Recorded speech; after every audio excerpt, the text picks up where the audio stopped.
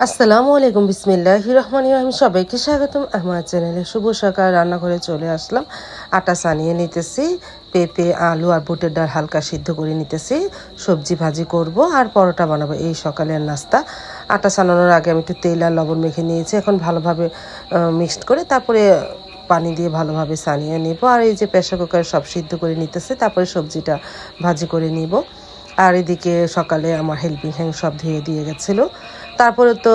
ওটা সিদ্ধ হয়ে যাওয়ার পর এখন একটু পাঁচফোড়ন আর পেঁয়াজ শুকনো মরিচ দিয়ে ভেজে নিতেছি একটু হালকা হালকা মশলা দিয়ে সবজি ভাজিটা করব সিদ্ধ হয়ে গেছে প্রেসার কুকারে দিলে একটু তাড়াতাড়ি সিদ্ধ হয় এখানে লবণও দিয়েছি পরে দরকার হলে আবার দিয়ে নিব না আর আটাও সানানো হয়ে গেছে তারপরে পরোটা শেপ বানিয়ে পরোটা বানিয়ে নিব না তারপরে এই যে মশলাটা ভালোভাবে কষানো হয়েছে এখন সবজিটা দিয়ে ভাজিটা হয়ে যাক সবজিটা দিয়ে একটু হালকা নাড়াচাড়া করে আর পানি দিব না কারণ সবজির একটু পানি আছে এতেই ভাজিটা হয়ে যাবে না সাথে কয়েকটা কাঁচামরিচও দিয়েছিলাম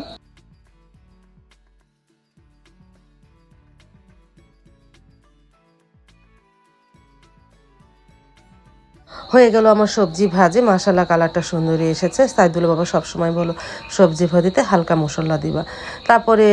সবজি ভাজিটা বাটিতে বেড়ে এখন পরোটা ভেজে নিতেছি প্রথমে হালকা একটু ছেঁকে তারপরে তেল দিয়ে ভেজে নিব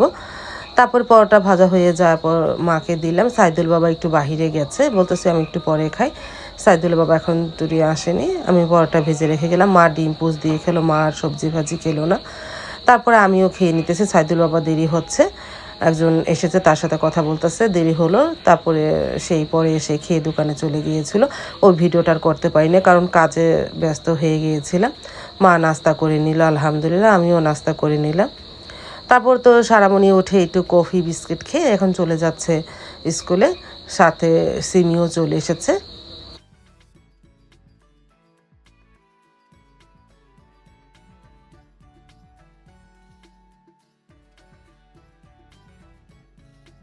সারামণি স্কুল চলে গেল তার প্রায় আধা ঘন্টা পরে এই যে ঝাঁকে ঝাঁকে যে বৃষ্টি হলো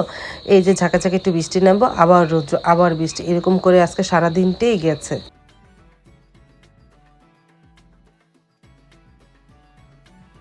আস্তে আস্তে বৃষ্টির পরিমাণটা বাড়তেও থাকলো অনেক জোরে বৃষ্টি নেমেছিল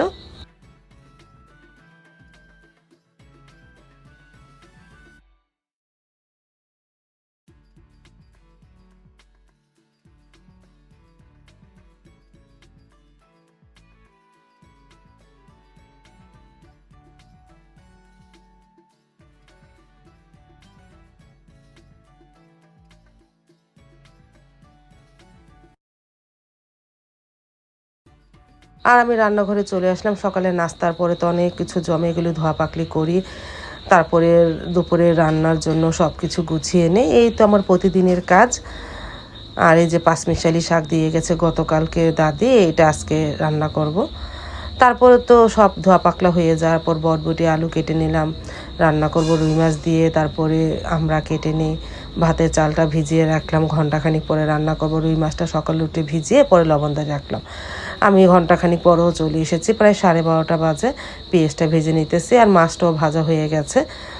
সকালে সব কিছু গুছিয়ে রেখে ঘন্টা দুয়েক পর রান্না করতে আসি আমি আস্তে আস্তে প্রায় 12:30 একটা বেজে যায় আর ভাতটাও বলক এসে গেল আস্তে আস্তে তাহলে রান্না করি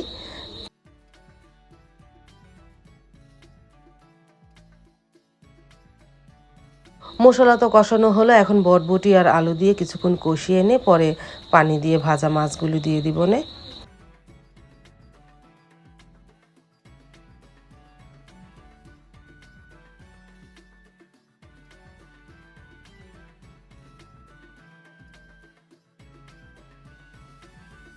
আর বললাম না আজকে ঝাঁকে ঝাঁকে বৃষ্টি নেমেছে আমি একটু রোজে উঠি কাপড় চোপড় দিয়ে আবার বাহিরে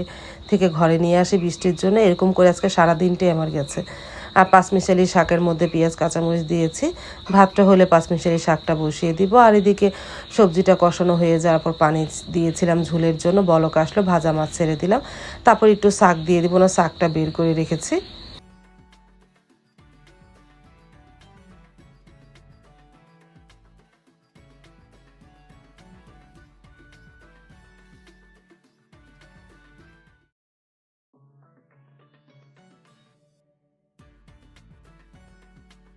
তারপরে তো দেখতে দেখতে প্রায় 1:30 মানে 1:30 বেজে গেল। সারামণিও চলে এসেছে, সারামণি বান্ধবীকে নিয়ে, শুধু তরকারি আর ভাত হয়েছে, তাই ওদের খেতে দিলাম।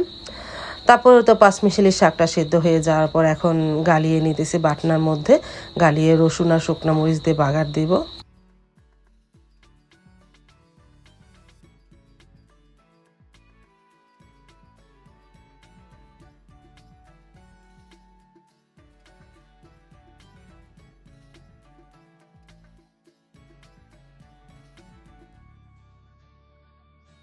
আর এই যে দুপুরে রান্না কমপ্লিট হয়ে গেল।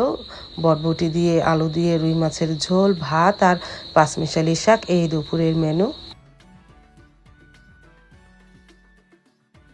সাইদুলের বাবাও নামাজ পড়ে চলে আসলো, তাদের খেতে দিলাম। আমি একটু পরে খাবো। মা আর সাইদুলের বাবা খেয়ে নিল, আলহামদুলিল্লাহ।